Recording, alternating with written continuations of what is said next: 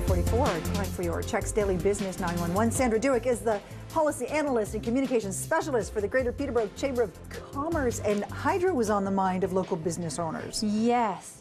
We have the Ontario Chamber of Commerce AGM, so that's where all the chambers come together at the end of the month in Cornwall, and we're going to be having a big discussion about electricity prices and what's going on with that issue. So because it's not just prices that change. There's various components of the bill, and so we want to find out from the business community, what are those things on the bill that you don't understand? Global adjustment is a big one. What is your understanding of that?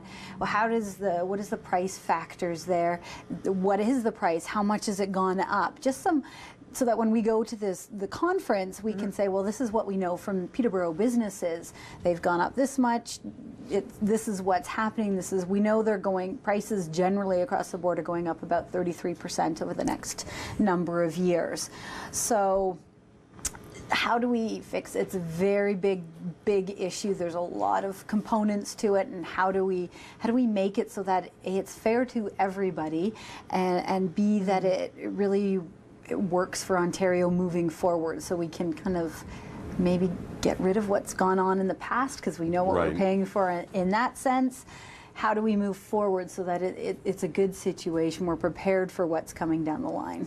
Could it be a better setup for Peterborough businesses to keep pushing green and getting greener and more renewable energy sources as well?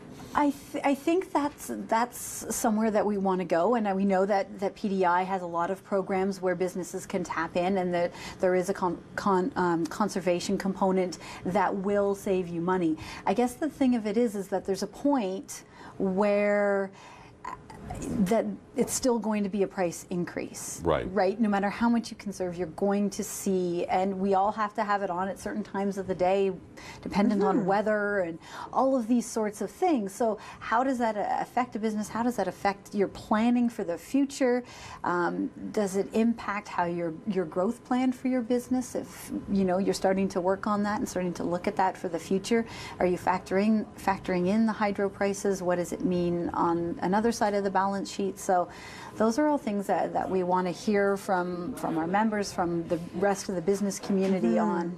Right. If you're not a business owner, though, I think sometimes it's hard to, like, hydro is the cost of doing business, just like rent and leasing and that kind of thing, and staffing. It's second to labor.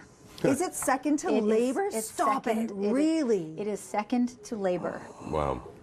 That I did not know. Yeah. That's scary. So yeah, we certainly need to figure out a way to fix that. Well, the thing is, it makes us less competitive as a province. Yeah. Right? If we're trying to attract business, we want businesses to come here, we want businesses to maybe move from other locales or international, and they're not just looking at our area, Peterborough, they're not just looking at Ontario, they're looking at various places, and if they know that they're going to pay X amount of dollars for hydro in Ontario, and it's significantly less than somewhere else, it makes us less competitive as an option. So we really have to have a solution in place to say, well, maybe so now, but this is where we're going.